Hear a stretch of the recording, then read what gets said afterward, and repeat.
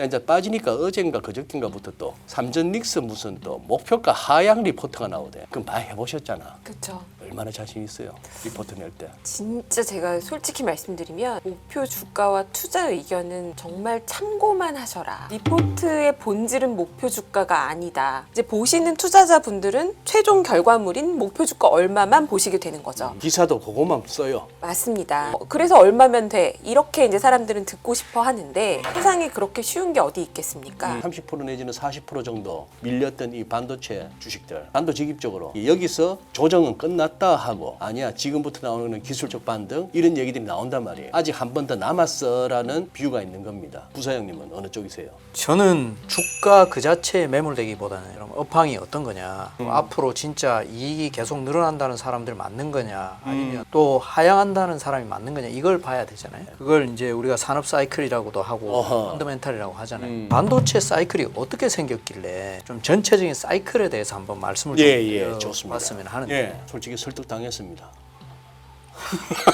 오로지 이렇게 반도체나 수급 이런 것만 얘기할 때입니까? 아니면 매크로도 조금 살필 때가 됐다고 보십니까? 매크로도 살필 때가 됐죠. 아직도 유가가 이전 수준으로는 못 내려가고 있지 않습니까? 잠잠해졌다 다시 올라와 있는 상태에서 아직 충분히 못 내려가 있는 상태가 얼마나 지속되느냐에 따라서 연내 미국이 금리 인상 몇 번 하는지도 영향을 줄 수 있다고 생각하거든요. 제가 오늘 또 어쩌다 보니 역할이 좀 네거티브한 걸로 또 얘기하는 포지션이 된 것 같은데 저도 부사장님 의견처럼 네. 주가상으로는 이제 바닥은 좀 찍은 게 아닌가 이런 생각을 합니다. 그렇지만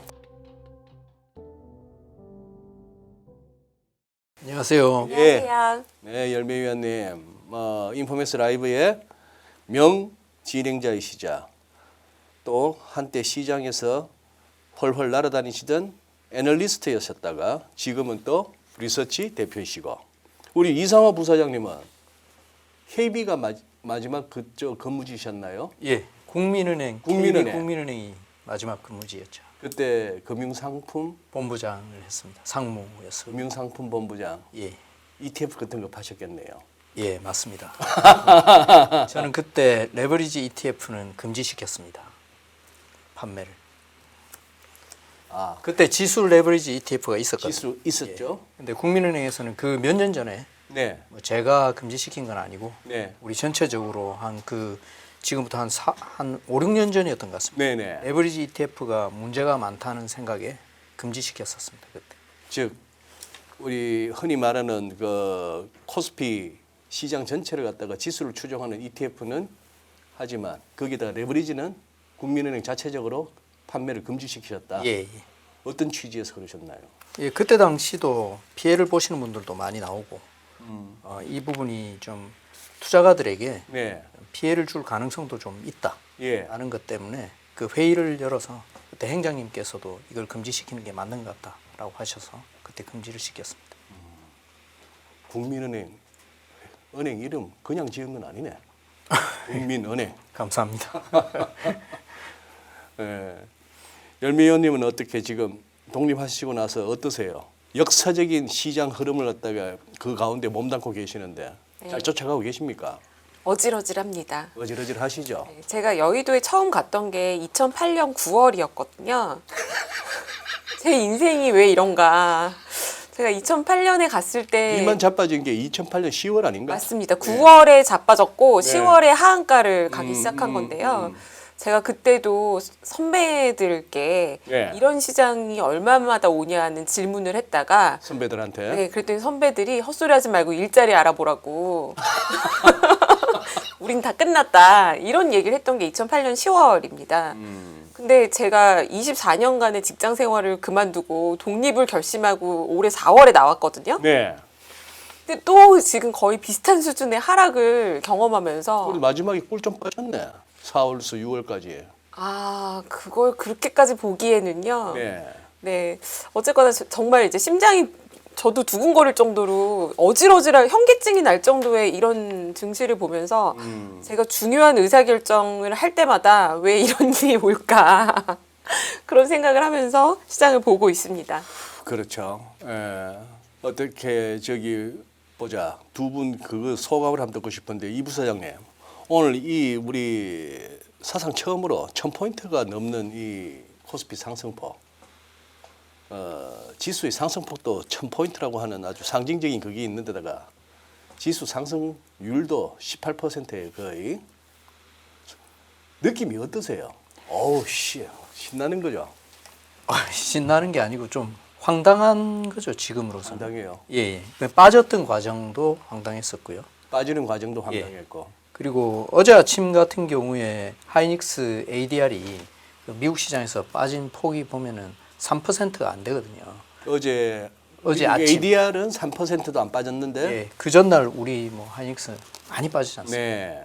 그 빠진 과정도 좀 비정상적이었고 음. 올라오는 과정도 좀 비정상적인 그런 상황이죠. 제가 95년 하반기 때 여의도에 들어왔으니까 네. 지금 30년이 약간 넘은 것 같은데요. 음. 약간 이렇게 비슷한 거는 소장님과 마찬가지로 한 2번 정도 본 것 같습니다. IMF 예. 때 한 번 예. 봤고 그다음에 리만 때 한 번 봤는데 예. 그때는 며칠 동안 상한가 치다가 또 하한가 계속 뭐 한 열흘 정도 하고 또 한 2, 3일 상한가 전 종목 다 들어가고 이걸 봤는데 그때는 상하한가 폭이 사실은 그 뭐 5% 이랬던 것 같아요. IMF 때는 제 기억이 5%에서 8% 뭐 그 정도였던 것 같고 한번 제 기억에는 뭐 15% 정도는 까지는 기억나는데 그 이전에는 어땠나 모르겠네. 예, 15%가 아마 2000년대 넘어가면서 2000년대 넘어서. 예, 그렇게 됐어요. 2008년 금융위기 때가 15% 예. 그때도 였던 걸로 15%였죠. 기억하고 예, 그 정도였죠. 예. 네. 그러니까 사실은 저도 18%가 오르는 건 처음 본 거고 그렇습니다. 30%짜리 상한가를 거의 시가총액 2위 종목이 들어가는 거는 이거는 뭐 태어나서 처음 보는 거고 30몇 년을 있었지만 그래서 빠지는 과정도 굉장히 당황스럽고 네. 빠지는 과정도 사실은 좀 비이성적인 뭐 하락이 있었는데 오늘은 그 부분을 또 하루 만에 상당 부분 만회하는 이런 걸 보면서 아 이게 오래 있어도 적응이 되지는 않는구나 이런 생각을 좀 많이 하고 있습니다. 네. 지금 열미 의원님은 오늘 어떠셨어요? 총평을 먼저 한번 듣고 한번 이야기를 이어가 보죠. 저도 부사장님과 비슷한 네. 생각인데요. 네. 내릴 때도 이렇게까지 내려갈 만한 이유는 도저히 찾을 수가 없다. 뭔가 트리거가 됐는지를 못 찾겠다라는 네. 심정이었는데 네. 오늘 상승도 엄청 기쁘다기보다는 다행스러운 마음이 일단 있고요. 일단 다행스럽고. 너무 다행이다. 7월의 마지막 날을 그래도 요 정도 상승으로 마감해서 7월의 하락폭을 줄였다는 거는 너무 다행스러운데 이 놀라운 변동성, 그러니까 정말 미쳤다라는 말이 나오고 있지 않습니까? 그렇죠. 요거 자체는 상승을 해도 기쁜 마음이 잘 안 드는 것 같아요. 다음 달에는 부디 이 변동성이 좀 줄었으면 좋겠다. 근데 과연 그럴 수 있을까? 요게 이제 올라도 불안한 요런 상황입니다. 오늘 혹시 체크해 보셨습니까? 저기 2배짜리 레버리지 거래 대금이 어느 정도였는지 혹시? 제가 오늘은 체크를 못했네요. 저도 오늘 좀 그죠. 어제 장 마감할 때 그 2배짜리 인버스를 개인들이 몇 조를 매수했다는 거를 보고 인버스를. 네. 그분들은 오늘 다 죽었네요. 그러니까요. 그게 좀 충격적이었죠. 네. 그러니까. 예. 아니 이 친구 저 뭐야? 23살이니 4살이니 하는 이 친구. 레오폴드 말씀. 네오폴드. 네. 네오폴드 이름이 잘 안 외워지나? 이름이 뭐더라? 네오폴드 회사 이름은 외웠는데 시츄에이셔널 어웨어니스. 네. 상황 인식? 예, 그렇게 되는데 얘 때리잡자는 월간의 전쟁이 이제 일단락 됐다는 그 분석은 어떻게 공감하세요?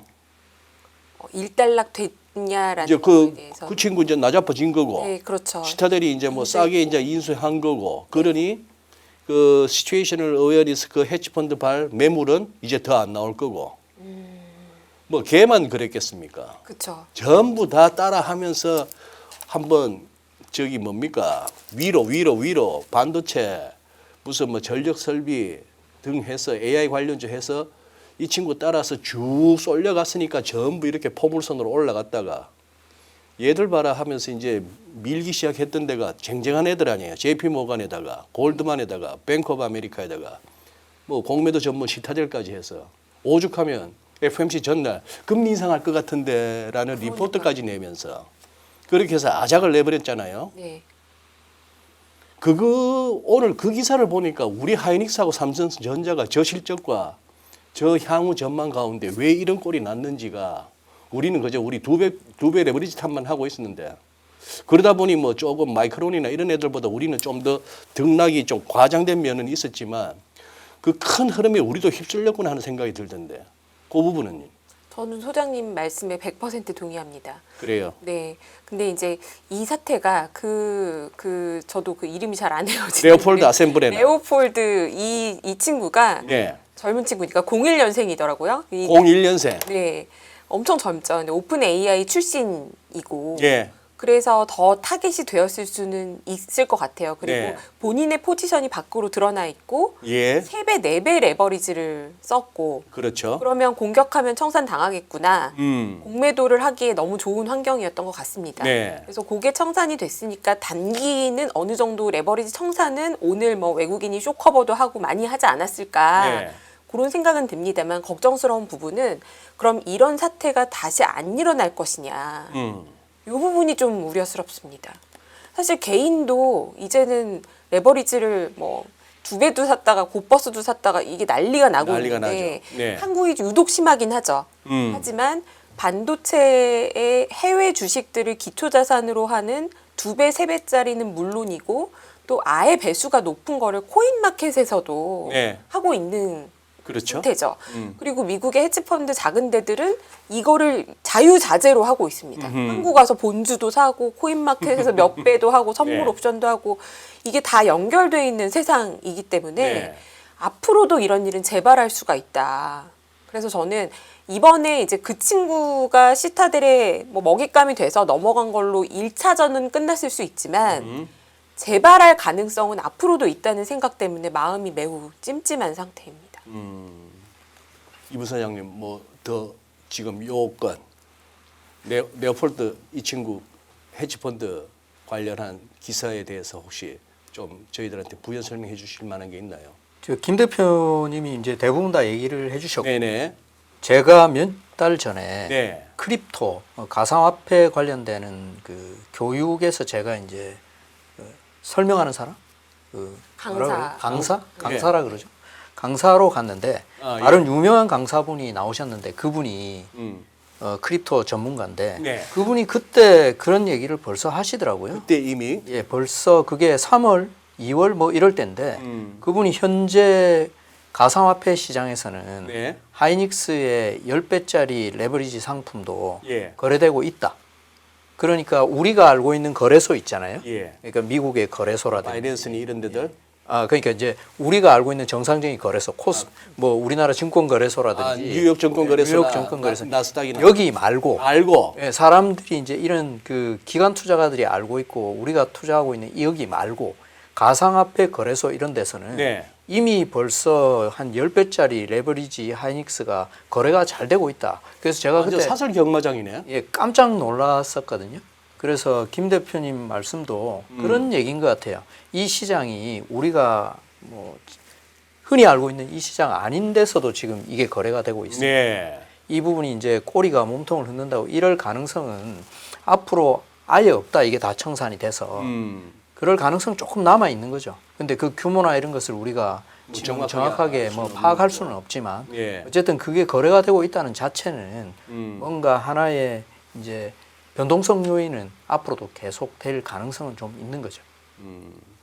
아무리 눈치 없는 금융당국이지만 설마 오늘 이렇게 역사적인 코스피 급등은 뭐 2배짜리 레버리지 상품에 대한 보완책 내지 규제책이 나온 덕분입니다라고까지는 안 하겠죠. 그 정도까지 눈치는 없진 않겠지. 설마요. 설마죠. 설마요. 아, 그래 뭐 1,000만 원이 3,000만 원 됐고 어쨌거나 뭔가를 하려면 무조건 계좌에 3,000만 원 있어라 이 정도인데 나온 얘기가 그래요. 조금 더 우리 지금 이상화 부사장님 리엔인사이트가 리서치 기관인가요? 아니면 컨설팅 회사. 컨설팅이죠. 자, 그럼 조금 자유롭게 말씀하실 수가 있겠네. 그래요. 대형은행에 국민은행의 상품운용본부장까지 이제 역임하셨어요. 그런데 제 주변에 저는 돈은 없는데 제 주변에 돈 좀 있는 후배나 지인들이 좀 있어요. 여기서 제가 듣는 얘기가 딴 데서 엄청 벌어가지고 내 그동안 어떻게 해왔나 내 투자 생활 내지는 재테크를 돌이켜 보니까 은행, 증권사, 자산운용사 할 것 없이 보험 할 것 없이 이 PB들 배만 불려준 것 같다 이래요. 그렇게 얘기하시는 분들이 많습니다. 이거 괜찮습니다. 돈 됩니다. 이거 무슨 뭐 브라질 국채 이거 금리 보세요 해서 들어갔다가 뭐 한개 뭐 요런 거 ELS 뭐 어쩌고 저쩌고 뭐 즉 그런 얘기인데 다 일반화 할 수는 없겠지만 우리 국내 금융투자 업계에서 내놓는 그 많은 상품들이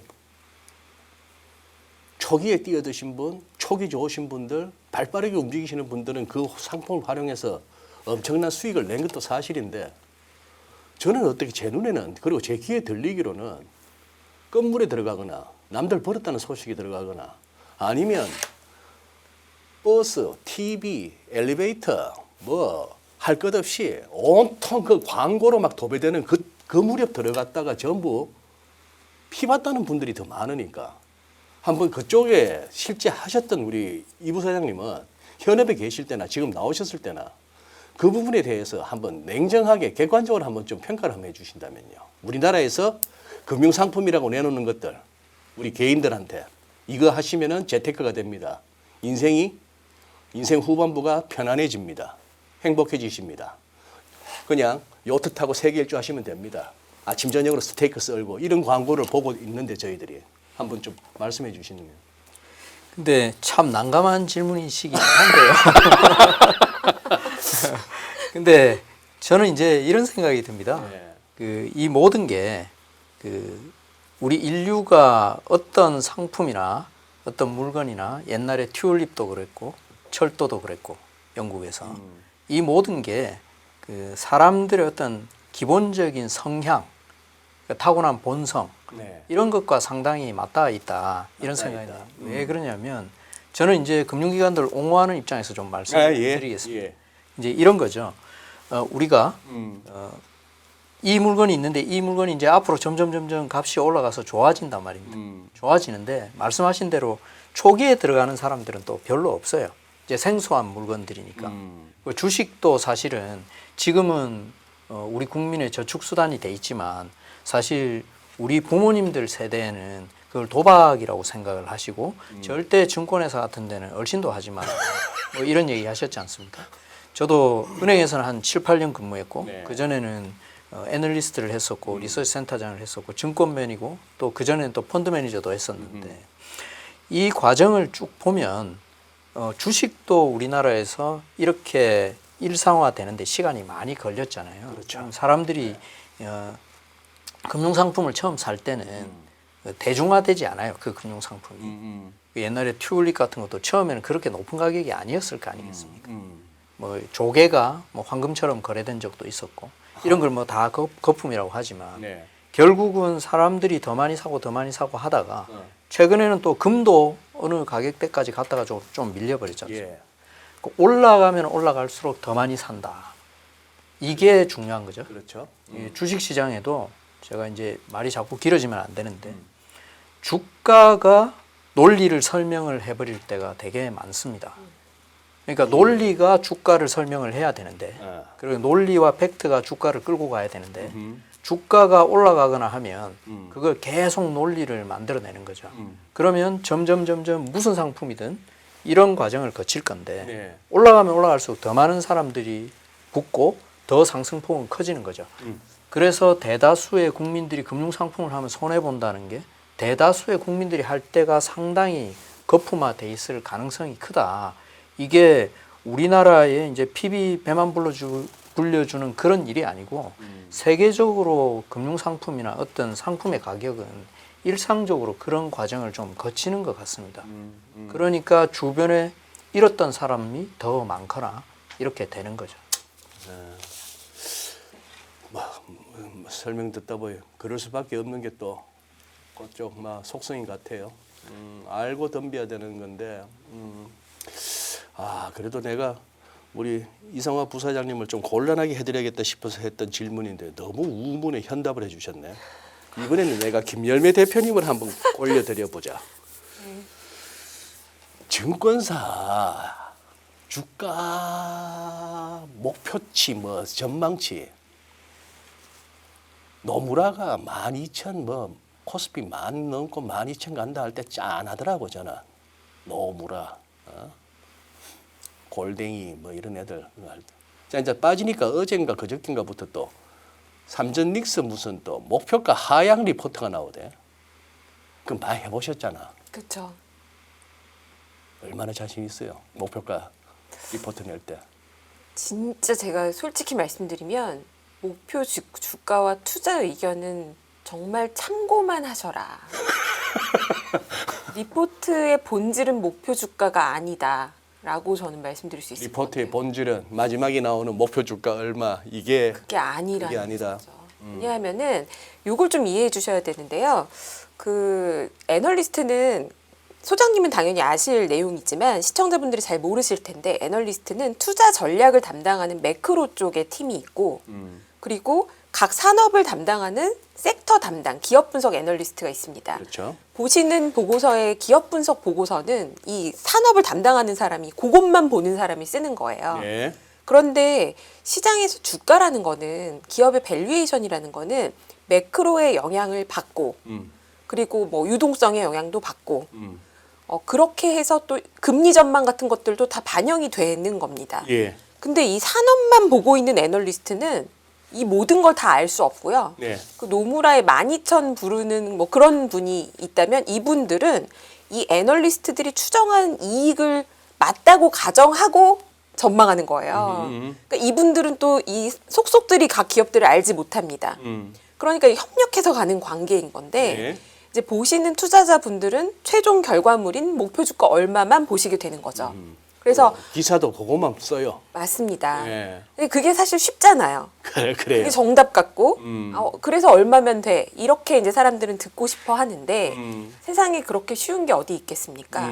그래서 양쪽이 서로 협력해서 박자가 잘 맞을 때는 이 지수 전망도 잘 맞고 기업 전망도 잘 맞아서 좋아요. 네. 한쪽이 엇박자가 나기 시작할 네. 때 예를 들어 물가가 갑자기 오르고 전쟁이 나고 그러면 애널리스트의 목표 주가는 다 같이 틀리는 거죠. 매크로 환경이 바뀌었기 때문에요. 그리고 그러면 이제 애널리스트가 각 산업을 담당하는데 그렇게 주가를 틀리는데 무슨 의미가 있냐? 어떤 의미가 더 강하냐면요. 애널리스트는 그 산업의 사이클을 분석하는 거고 예. 주가는 틀려도 기업의 경쟁 우위는 틀리면 안 됩니다. 경쟁 우위. 네. 누가 1등 기업인지 네. 누가 2등 기업인지 요 변화를 잘 관찰하는 것도 애널리스트의 경쟁력이에요. 그래서 또 그러면 또 그래도 그럼 목표 주가 순서라도 누가 더 많이 오를지라도 맞춰야지 이런 생각하실 수 있잖아요. 투자자만 살아 움직이는 게 아니고 기업도 살아 움직입니다. 근데 기업의 현재를 보는 게 아니라 기업의 미래를 보는 게 주식시장이잖아요. 그러니까 기업이 오늘부터 더 잘할지 못할지는 100% 확정된 게 아닌 걸 가지고 매크로 기반의 기업의 경쟁력을 평가하니까 이런 어려움이 있다. 이렇게 이제 말씀드릴 수 있고 그래서 제일 중요한 거는 애널리스트는요. 제가 배울 때 산업이 성장기에 있는지 후퇴기에 있는지 예. 산업의 변화 요인이 뭐가 있는지 예. 그리고 이 기업이 어떤 기업이 더 경쟁력을 쌓아가고 있는지 요걸 놓치지 말아라. 그리고 숫자상으로는 뭘 보셔야 되냐면 밸류에이션보다 이익 전망치의 변화율을 보셔야 됩니다. 또 변화율하면 요즘 좀 예민한데 변화율 또는 변화를 네. 보셔야 돼요. 그러니까 네. 애널리스트가 이익을 상향하는지 하향하는지가 주가를 목표 주가를 올리는지 낮추는지보다 더 중요하다. 기업의 체력을 보는 측면에서는. 그리고 주식시장은 같이 살아 움직이고 있는 거기 때문에 제가 이제 처음에 애널리스트 할 때 제가 매크로를 잘 모르고 네네. 애널리스트를 시작했어요. 예. 예. 그래서 제가 건설 담당인데 건설 사세요 하는 게 이제 건설 오버웨이트라고 마켓보다 더 사라고 오버웨이트. 네, 산업의 의견을 제시합니다. 당시 센터장님이 저를 부르시더니 야, 너 지금 삼성전자가 이익이 좋은지 네가 알아? 음식료가 돈 얼마나 잘 버는지 알아? 네 거가 더 잘 번다고 네가 어떻게 알아? 산업의 의견은 네 거가 더 좋다라는 확신이 있어야 된다. 그거 잘 모르겠는데요, 그랬더니. 그러면 산업 투자 의견 빼. 이렇게 말씀하셨었어요. 근데 그런 회사가 잘 없습니다. 대부분 자기 산업에 대해서 늘리라는 의견들이 많이 나와요.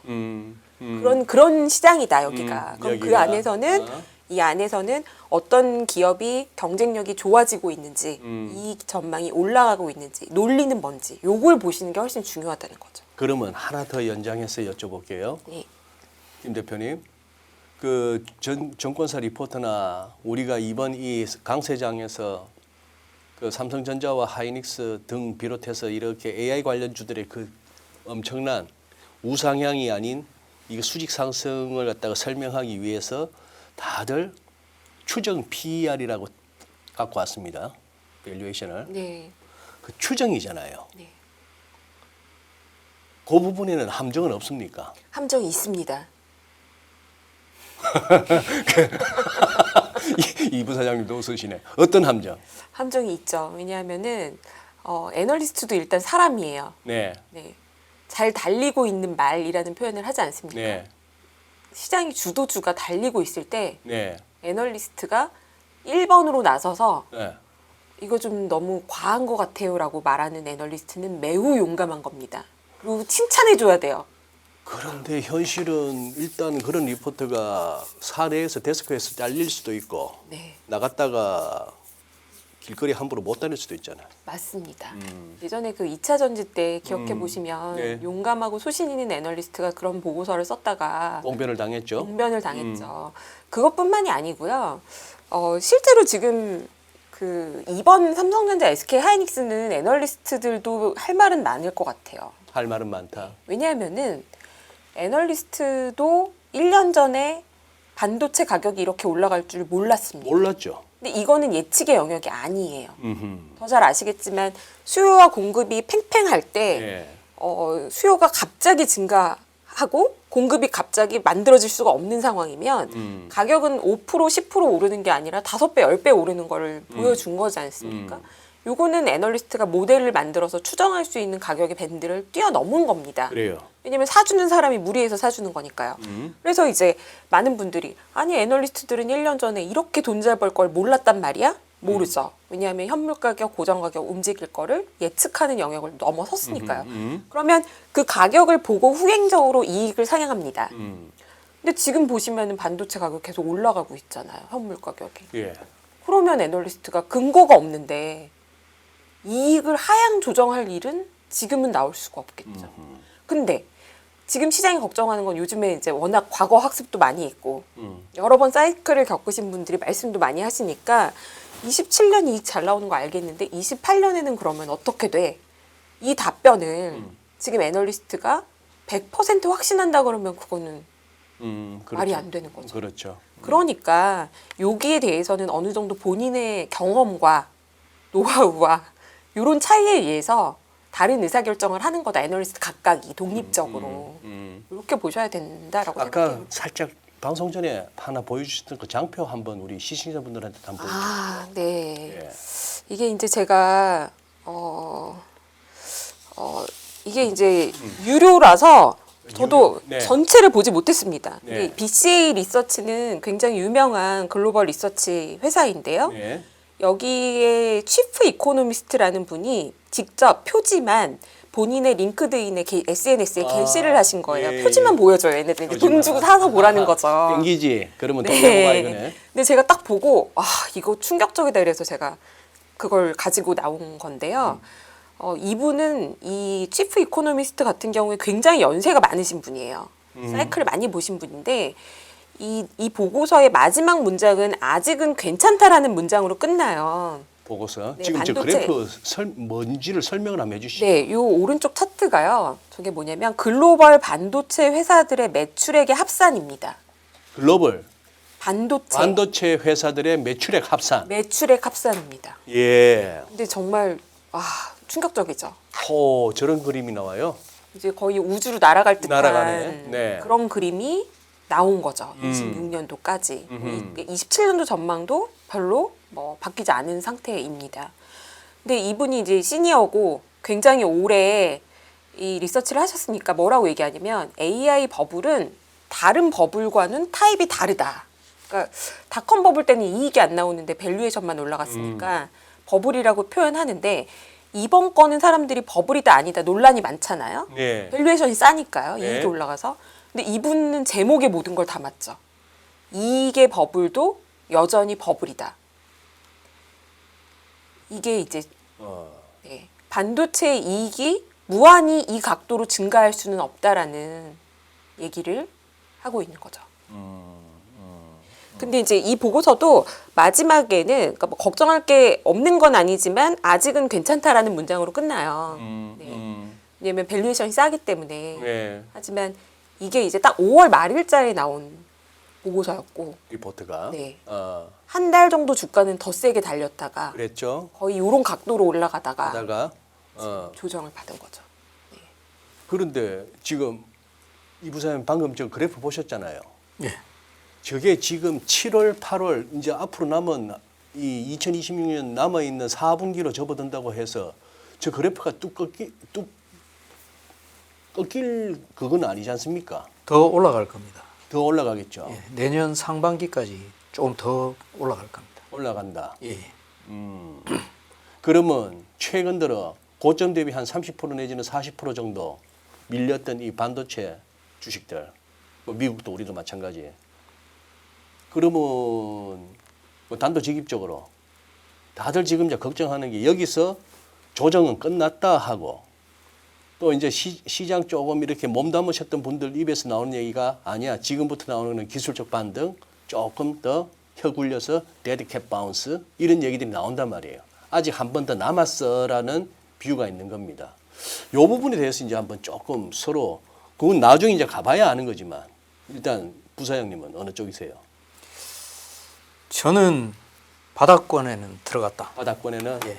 라고 생각합니다. 여기서 이제 올라가다가 또 밀리다가 올라가다가 밀리다가 이럴 수는 있는데 바닥권 들어갔다고 생각하는데 우리가 주가 그 자체에 매몰되기보다는 그럼 업황이 어떤 거냐 그럼 앞으로 진짜 이익이 계속 늘어난다는 사람들 맞는 거냐 아니면 또 하향한다는 사람이 맞는 거냐 이걸 봐야 되잖아요. 네네. 그걸 이제 우리가 산업 사이클이라고도 하고 어허. 펀더멘탈이라고 하잖아요. 저는 이제 반도체 전문 애널리스트들이 나와서 기술적인 부분은 얘기를 많이 하니까 저는 예전에 애널리스트의 이제 리서치 센터장을 했으니까 좀 전체적인 사이클에 대해서 한번 말씀을 좀 좋습니다. 드렸으면 하는데 예. 그러면 반도체 사이클이 어떻게 생겼길래 어. 사람들이 막 이렇게 뭐 지금이 사이클이 정점이냐 아니냐 이런 얘기를 하잖아요. 예. 그거에 대해서 한번 짚어보는 좋아요. 예. 시간을 한번 예. 가져봤으면 하는데 그 반도체 사이클이라는 게 지금 보면 이제 이렇게 생겼습니다.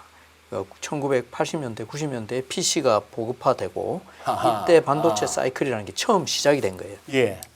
뭐 그전에도 조그만 것들이 있었지만 사실 이때부터 시작이고 그 다음에 닷컴 버블 때 이제 인터넷이 보급이 될 때 반도체가 투입이 됐던 거죠. 그 다음에 이제 2000년대 초반에 우리 기억을 해보시면 아날로그 장치, 그 우리 카메라, 그 다음에 우리가 전축이라고 얘기했던 거 요즘 젊은 사람들은 모를 거예요. 그죠?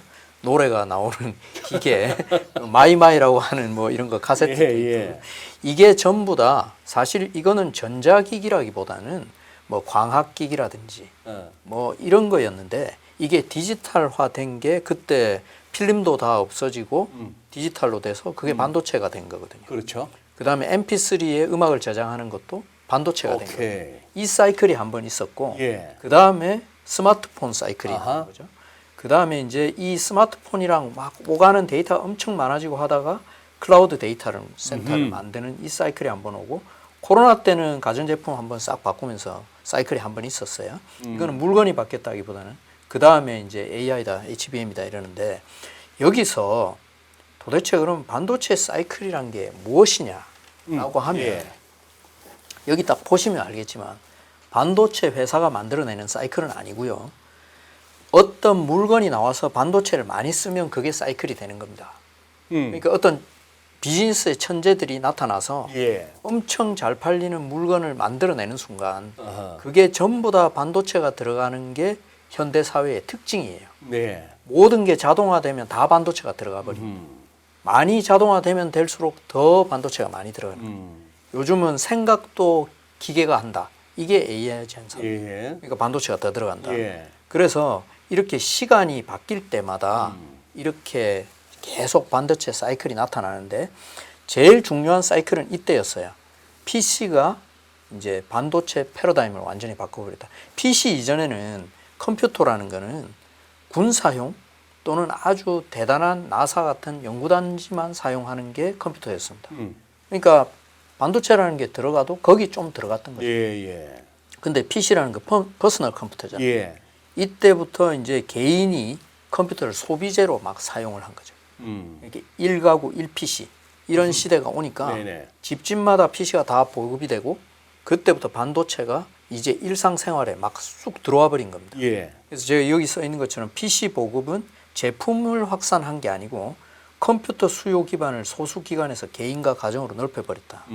그 다음에 반도체는 이제 산업용 부품을 넘어서 일상생활에 직접 사용하는 핵심 아이템이 됐다. 그렇죠. 우리가 반도체에 둘러싸여 살죠. 예, 지금 그런 상황입니다. 예. 그 시작이 언제냐면 PC가 보급되던 이때입니다. 근데 이제 사이클 얘기를 좀 네. 해보겠습니다. 이제 이런 거죠. 개인이 사용하는 전자기기가 됐다는 말씀을 드리지 않습니까? 예. 개인이 사용하는 전자기구라는 거는 인구수나 가구수에 따라서 딱 한계가 딱 정해집니다.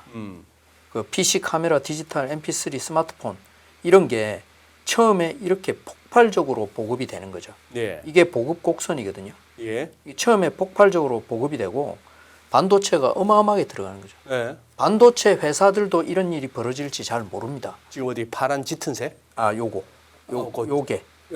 이제 요거. 보급의 사이클입니다. 보급 점선. 사이클. 네. 보급의 사이클인데 반도체 가격은 이렇게 가는 거예요. 가격은. 예, 가격은 이렇게 갑니다. 네네. 보급이 폭발적으로 늘어나니까 가격이 이렇게 가요. 그렇겠죠.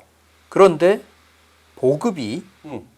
인구수, 가구수에 따라 딱 정해지잖아요. 예. 예를 들면 우리나라의 가구수가 예를 들어서 뭐 1000만 가구다 하면 1000만 개가 될 테고 인구가 5천만 명이라 그러면 핸드폰 사용자는 뭐 한 5천만 대 전후가 되겠죠. 네. 그게 꽉 차버리면 그때부터는 교체 수요만 있거든요.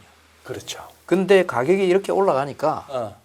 이 회사들이 앞으로 돈을 계속 벌 것 같다고 증설을 막 해버리는 거예요.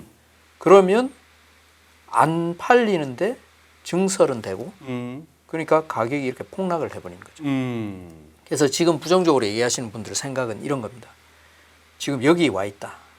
아하. 지금 여기 좀 와 있다. 예. 27년 정도에 여기 도달할 거고 예. 이제 그 다음부터 이렇게 될 거다. 아. 라고 생각하니까 지금 주식 팔아라. 고 얘기하는 거고. 예. 근데 지금까지는 이래 왔어요. 지금까지는. 예, 지금까지 이래 왔습니다. 근데 제가 이 말씀을 저는 긍정적인 말씀을 네. 드리고 싶은 건데 네. 젠슨 왕이 인터뷰를 했는데 며칠 예. 전에 이제 그 블룸버그 앵커하고 인터뷰를 했는데 이런 말을 하더라고요. 우리는 지금까지 사람이 사용하기에는 컴퓨터를 만들어 왔다. 그리고 컴퓨터는 지금 AI를 처리하고 사람하고 협업을 할 수 있는 인프라가 되고 있다. 근데 미래에는 에이전트 AI가 나오고 로봇도 컴퓨터를 사용하게 됩니다. 지금은 10억 명이 컴퓨터를 쓰는데 이제는 1000억 개의 AI 에이전트가 또는 수십억 대의 로봇이 컴퓨터를 사용할 거다. 그래서 컴퓨터는 더 이상 사람만을 위해 만들어지는 게 아니고 컴퓨터가 사용할 컴퓨터가 만들어질 거다. 그러니까 AI라는 게 에이전틱 AI가 되고 로봇이 되고 하면서 이것도 컴퓨터잖아요. 예. 이 컴퓨터가 컴퓨터를 사용하는 시대가 올 거다. 그래서 컴퓨터 산업은 칩 산업에 의해서 구축이 되어 왔다. 지금까지는. 그런데 앞으로는 이 규모가 충분하지 않아서 10년 정도 걸쳐서 반도체 산업이 지금보다 한 10배 정도 커질 걸로 본다. 그래서 지금 자기는 한국과 전 세계 파트너들과 협력해서 반도체 공급망을 확보하고자 한다. 이게 무슨 얘기냐면 다시 여기로 가보겠습니다. 예. 이런 곡선이 있겠죠. 어. 근데 이제 지금 부정적으로 보시는 분들은 여기쯤 우리가 와 있고 그래서 이제 조금 한 1년 반 정도 지나면 이때부터 확 꺾여 내려간다는 얘기를 하시는 거고 젠슨 왕 얘기는 우리가 어쩌면 여기쯤 와 있을 수 있다. 보급의 곡선이 예. 이 얘기를 하는 건데 예. 저는 이쪽 의견에 좀 동의를 젠슨 왕 하는 얘기에. 예, 왜 그러냐면 사람이 쓰는 물건이 아니고 아직까지 이제 포화된 상태는 아니다라고 보고 있는 겁니다. 지금 현재. 그래서 중간에 뭔가 우여곡절은 있겠지만 제가 소장님 질문에 이제 마지막으로 답변을 네. 드리자면 저는 바닥권이라고 생각하는 것이 아직은 우리가 여기 있다고 제가 생각하지 않는다라고 보는 거. 그래요. 예. 솔직히 설득당했습니다. 저는 설득당했어요. 설득당했고 일단은 작년 4월 9일 11일 그 무렵 즉 트럼프 대통령의 첫 타코 상호간세 때린다고 했다가 유예한 이후에 랠리 그러고 나서 우리는 작년 6월에 대선 이후에 또 랠리 뭐 이러다가 금년 접어들어서는 5월 5일 날 어린이날 하루 쉬고 와서 5월 6일 날 아우 나 근질근질해서 해갖고 막 개법해가지고 막 10,000포인트 가자고 했던 그런 등등을 거쳐왔다가 한번 이번에 했는데 고랠리에 대해서는 저도 차티스트로서 충분히 조정받았다를 이제 인정합니다. 이제 인정하고 만약에 이걸 갖다가 저기 2008년이나 저 2020년 하다못해 코로나 때부터 돈 풀었던 거나 2008년 금융위 때부터 땡겨서 보면은 또 얘기는 달라지지만 그거는 해석하고 그러고 보면 최태원 회장의 얘기도 일리가 있었네요. 샀다 팔았다 하지 마시고 그냥 들고 가시라.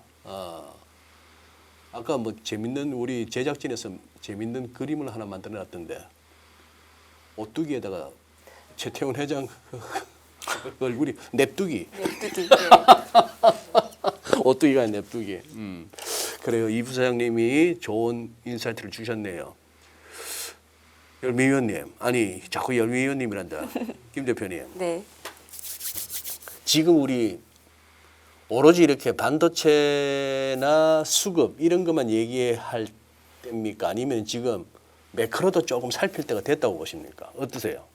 매크로도 살필 때가 됐죠. 어, 이게 전쟁이 빨리 끝났어야 되는데 아직도 유가가 이전 수준으로는 못 내려가고 있지 않습니까? 중간에 잠잠해졌다가 두 번째 올라온 거기 때문에 그러니까 유가가 올라갔다가 내려가는 각도로 바뀌는 게 중요한 건데 예. 잠잠해졌다 다시 올라와 있는 상태에서 아직 충분히 못 내려가 있는 상태가 얼마나 지속되느냐에 따라서 연내 미국이 금리 인상 몇 번 하는지도 영향을 줄 수 있다고 생각하거든요. 그리고 지금 데이터 센터에 대해서 제가 오늘 또 어쩌다 보니 역할이 좀 네거티브한 걸로 또 얘기하는 포지션이 된 것 같은데 저도 상무님 아니 부사장님 의견처럼 네. 주가상으로는 이제 바닥은 좀 찍은 게 아닌가 이런 생각을 합니다. 그렇지만 원래 이제 하락할 때 다 걱정했던 게 금리 인상할까봐 걱정하는 거. 물가 올라가서 금리 인상한다. 캐비너 씨가 뭐라고 할 거냐. 요거 걱정했고 했고. 그리고 또 걱정하는 건 3호 대출인데 3호 대출 시장은 제가 보기에는 이게 쉽게 끝날 이슈가 아니다.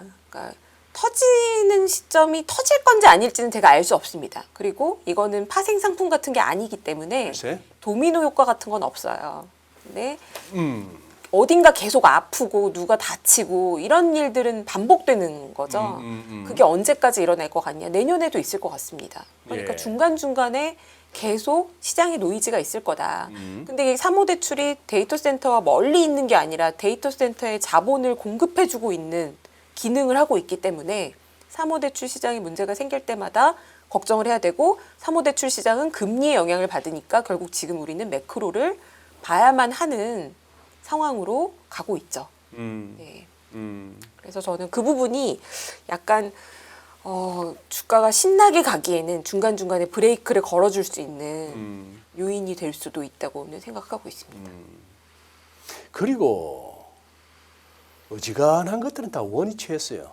무슨 말씀인가 하면은 뭐 예를 들어서 그냥 로봇 같은 것들, 뭐 클로봇 같은 거, 뿐 아니라 차트들 한번 보세요.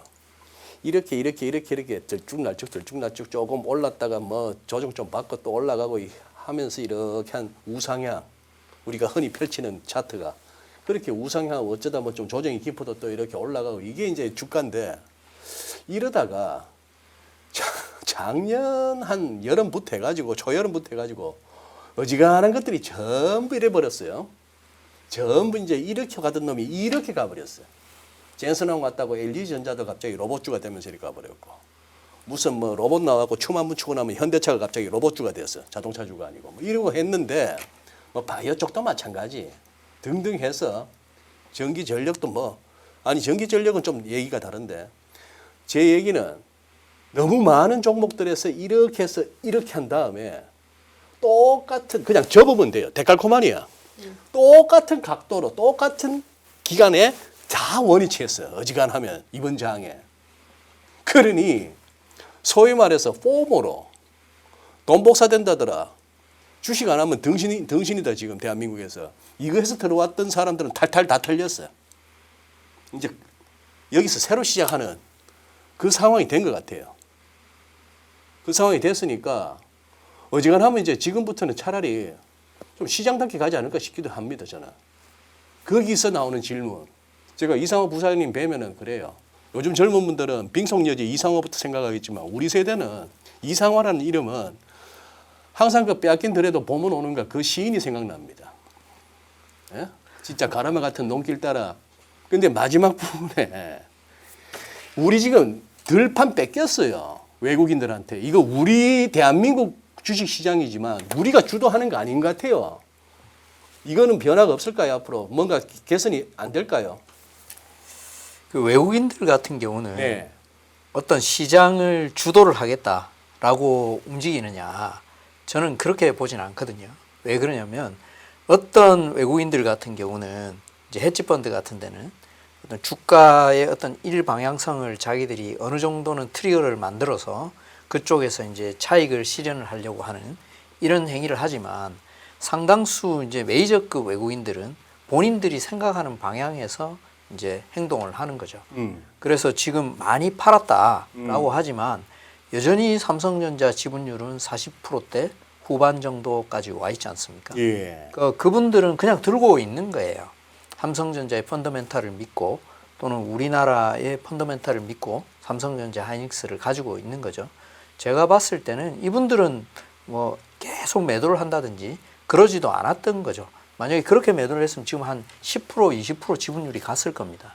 근데 이제 한 10%포인트 정도는 헤지펀드나 이런 분들이 막 있을 텐데 이분들이 이제 이런 거죠. 막 우리가 열심히 사서 개인의 에너지가 강할 때는 이분들이 막 팔아도 힘이 없었는데 계속 팔다 보니까 또 취약해지고 확 빠지는 일이 지금은 생겼지 않습니까?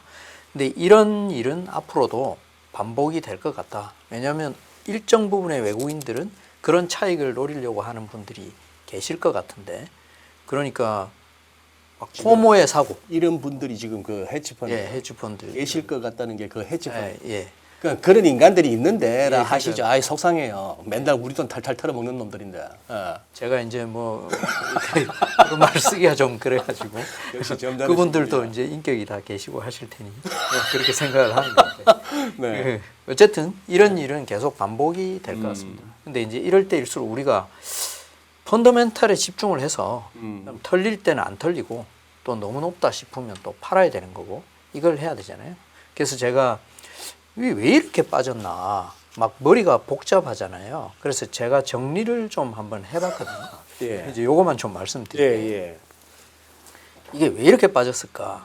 이제 이유가 많잖아요. 예. 그러니까 수요, 공급, 수급, 금리, 유가 제가 이렇게 한 5가지 정도 나눠봤는데 반도체의 수요적인 측면에서 보면 이제 앞으로 AI 투자를 계속하기가 힘들 거다. 그 우려가 상당히 컸었죠 이번에. 그렇죠. 프리캐시 프로도 예, 맞아요. 문제고 데이터 센터 계속 못 지을 거다. 그러니까 반도체 수요가 뚝 떨어질 거다라고 한 거고 공급적인 측면에서는 이제 중국이라는 예. 매기가 나타났다. 창식 메모리에 또 뭐 DUV에 하면서 중국이 이제 2차 전지처럼 쓸어버릴 것 같다. 공급 과잉의 가격 하락이 일어날 것 같다. 그럼 수급에서는 레버리지 때문에 말씀하신 대로 막 이렇게 변동성이 커졌던 거죠. 예. 기계적인 매도, 출에도 이 레버리지 ETF 때문에 이런 일이 있어. 기계적 매도.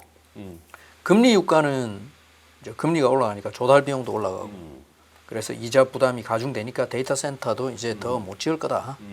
이게 이제 안 좋은 얘기들이 이제 계속 나오는 거죠. 네.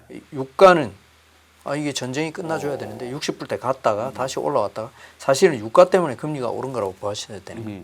이제 수요 지속성, 중국 공급, 금리 유가, 수급 교란 이런 것 때문에 빠졌죠. 예. 근데 제가 이제 마지막으로 하나 말씀을 좀 드리고 싶은 건 예. 우리가 우려와 어떤 팩트는 구별을 해야 되는데 우려와 팩트. 사실은 이게 지금 수요가 이렇게 될 거라는 것도 걱정인 거지. 지금 이 기업들 빅테크 이 기업들 하이퍼스케일러는 나와서 앞으로 계속 투자할 거라고 이번에 계속 발표를 하잖아요. 그러니까 프리캐시플로우가 압박을 받으니까 너희들은 투자를 못할 거야 라고 시장에서는 계속 얘기를 하는 건데 아니 나는 계속 투자할 거라니까 라고 CEO들이 다 나와서 얘기를 해요. 네. 이게 팩트잖아요. 예. 걱정을 하는 거는 걱정이고 걱정은 걱정이고. 예, 팩트는 오케이. 실행을 하는 사람이 그렇게 하겠다는 거예요. 그리고 창신 메모리 이것도 사실은 중국이 어느 만큼 만들어낼지도 지금 정확하게 모르는 상황이고 중국 내에서도 반도체 수요가 넘쳐나고 며칠 전에 보니까 어떤 리서치 센터장님, 애널리스트 반도체 하시는 분 나와서 중국에서 지금 스마트폰을 못 만든다. 반도체가 없어가지고 이런 얘기를 하거든요. 그러니까 중국 내부의 수요를 다 해소하기도 만만치가 않은데 네. 우리가 당장 아까 보셨던 그 그래프처럼 중국 때문에 몇 년 뒤에 예. 막 가격이 꺾일 거다. 이게 팩트는 아닌 거죠. 네. 그리고 아까 김열매 대표도 말씀하신 것처럼 지금 반도체 가격은 올라가고 있거든요. 데이터상. 예. 예. 그러니까 팩트는 올라가고 있는 건데 그냥 걱정을 막 하는 거죠. 예. 유가 금리는 저는 이렇게 생각해요. 올 연초에 유가가 공급 과잉이라고 EIA나 IEA가 얘기를 했습니다. 그래서 올해는 계속 하방 압력이 있을 거라고 했어요. 그런데 지금 유가가 튀었죠. 전쟁 때문에. 예. 전쟁 때문이지 않습니까? 근데 금리도 올해는 금리 인하를 할 거라고 했습니다. 그렇죠. 유가가 떨어질 거라고 했습니다. 예. 근데 지금 금리가 튀었습니다. 예. 그것도 유가가 튀니까 금리가 튄 거고 유가는 왜 튀었냐? 전쟁 때문에 튄 거죠. 이거는 어떤 수요 공급의 세계적인 구조적인 문제가 아니라는 거죠. 구조적인 문제면 이걸 푸는데 몇 년이 걸려요. 근데 전쟁이라는 이 이슈 하나 때문에 어떻게 보면 유가도 오르고 금리도 오르고 이렇게 된 거거든요. 저는 결국 이거는 해결이 된다. 왜냐하면 정치적인 이벤트고 지정학적인 문제이기 때문에. 그래서 이렇게 다 봤을 때 과연 반도체 기업의 주가를 하락시킬 만한 요인 중에 어떤 것이 팩트냐는 거죠. 그런 측면에서 우려가 좀 과한 게 아니었느냐. 저는 그렇게 생각하고 있습니다. 김연배 대표님 아까 장표 막 넘기시던 중에 그 무슨 책 하나 나오던데 뭔 말씀하고 싶으신 거예요? 제가 지난번에 나와서 이제 소장님 말고 한상희 위원이 이제 그 진행할 때 잠깐 이 얘기를 제가 했는데요. 네.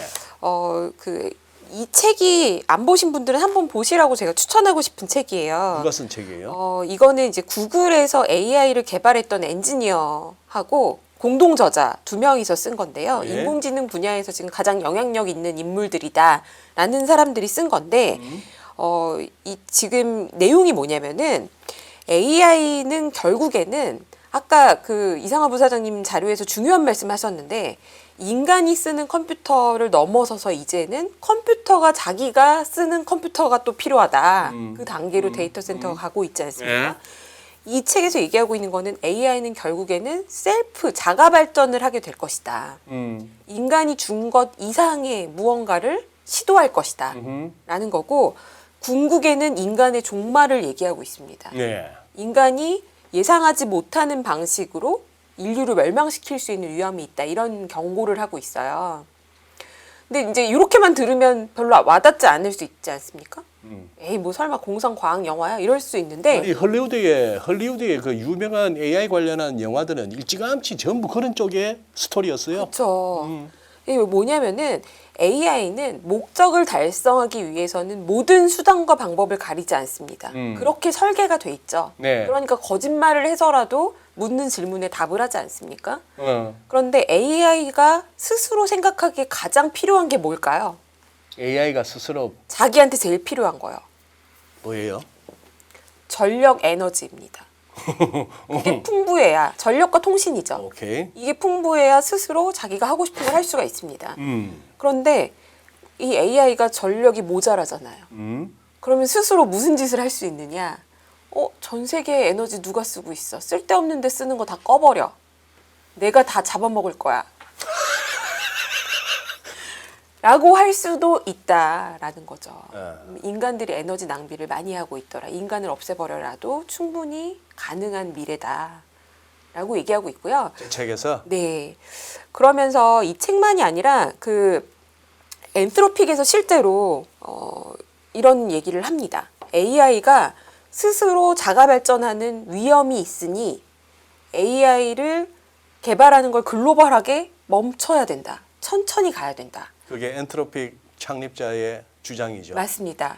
그래서 이게 이제 AI가 너무 발전해서 오픈소스로 공개를 하면 그걸 악용하는 사람이 전 세계의 시스템을 순식간에 망가뜨릴 수도 있기 때문에 이게 발전하는 거에 있어서 공개하는 거를 속도를 조절하는 그런 이제 어떻게 보면 핵 협상이 있었던 것처럼 절대 강국들끼리 모여서 이런 협의를 해야 된다라고 얘기하고 있다는 거죠.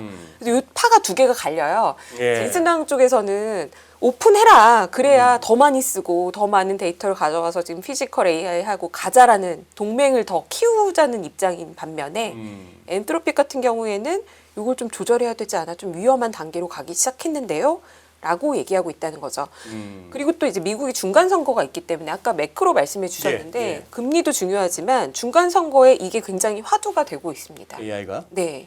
일단 이제 데이터 센터 자체에 대한 논란이 지금 가장 심하죠. 우리 동네 들어오는 건 지역 싫으니까요. 주민들 입장에서는 뭐 반갑지가 않죠. 맞습니다. 그게 있고 이게 이제 인간이 어디까지 이걸 허용할 것인가에 대한 논의를 시작하는 그런 사람들이 많아지고 있는 거죠. 이게 정말 해도 되는가. 그래서 저는 하반기에 그게 좀 중요하다고 생각하는 거고요. 아니 그래도 저도 아직은 좀 긍정적이라고 보는 게 요거를 봐주시면은 이게 네. 이제 AI 데이터 센터에 현재 계획돼 있는 프로젝트들을 쭉 취합을 한 다음에 어느 정도 사이즈냐인 건데요. 예. 이게 이제 단위가 H100 기준으로 환산한 컴퓨팅 파워입니다. 어허. 그러니까 그게 몇 장 들어가냐, 소위 말해서 H100이 몇 장 들어가냐라는 걸로 이제 산출한 건데요. 구글이 현재 가장 큰 걸 짓고 제일 있는데 위에가 구글이고 거의 500만 장 가까이 들어가더라고요. 500만 장이 필요하다. 그 우리나라가 20몇만 장 구한 거잖아요. 근데 지금 한 회사가 한 지역에 짓고 있는 게 500만 장 규모입니다. 400만 장 넘는 게 지금 3개의 프로젝트인데 이 에포크 AI라는 사이트에 들어가서 보시면 위성 사진도 볼 수가 있고 진행률이 나오는데요. 네. 실제 이 반도체가 얼마나 지금 투입이 됐는지를 보여줍니다. 근데 이 상위 3개를 제가 찾아보니까 아주 초기 단계에 있어요. 아직. 그러면 네. 이거를 중간에 두 번째 거는 오픈 AI잖아요. 어? 오픈 AI가 돈이 없거나 사모 대출이 안 되거나 어떤 문제가 생기거나 이 지역에서 뉴멕시코에서 짓지 말아라 라는 게 나오면 그때마다 400만 장짜리가 프로젝트가 캔슬되면 이게 과연 반도체 시장에 영향을 안 줄 거냐 줄 수도 있는 위험 요인은 여기 있다. 하지만 긍정적으로 보자고 한다면 대형 프로젝트들이 너무 많아요. 제가 한 개 한 개 들어가서 보면 저는 이제 반도체 주가 빠지면 오히려 들어가서 보면서 마음의 위안을 얻거든요. 이게 끝일 리가 없다. 왜냐하면 아직 주문이 다 안 나가 있는 상태이기 때문에 예. 전체적인 용량은 아직도 많다. 다만 여기 이제 이름들도 보시면은 이 빅테크들 다 들어가 있고 오픈 AI가 지금 제일 걱정하고 있는데 지역마다 다 있는 거예요. 미시간도 있고 위스콘신도 있고 지금 에블린에 짓고 있는 게 매우 큰 스타게이트 프로젝트인 거 알고 계실 텐데 요거 100만 장짜리예요. 100만 장도 어마어마하거든요. 근데 지금 400만 장짜리가 지금 가느냐 마느냐를 우리가 변수가 많으니 요게 하나 더 갈 때 못 갈 때마다 주가의 변동성이 커질 수 있는 상황인 거죠. 그래요.